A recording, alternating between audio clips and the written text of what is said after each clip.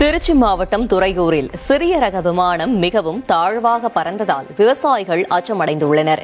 இதுகுறித்து உப்பிலியபுரம் காவல் நிலையத்தில் செய்தியாளர்கள் கேட்டபோது அந்த விமானம் தொடர்பாக தங்களுக்கு எவ்வித தகவலும் வரவில்லை என தெரிவித்தனர்.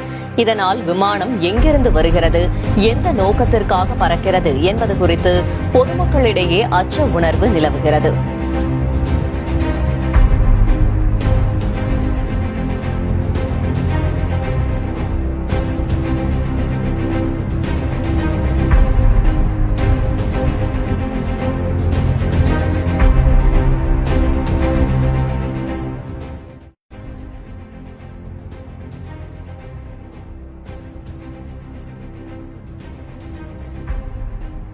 திருச்சி மாவட்டம் துறையூர் பொன்னுசல் பேசுகிறோம்.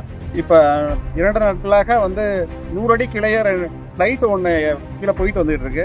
எங்களது வயலுக்கு விவசாயத்துக்கு வர ஆட்கள் அது என்ன ஏதுன்னு பயப்படுறாங்க. இது அதிகாரிகளுக்கு உரிய விளக்கமும் யாரும் எந்த ஒரு கேட்டாலும் எதுவும் தெரியப்படுத்த மாட்டேங்கிறாங்க. இதனால் பொதுமக்களுக்கு அச்சமாக உள்ளன. இதனால் அதிகாரி உரிய விளக்கம் தெரியப்படுத்தணும்னு கேட்டுக்கொள்கிறோம்.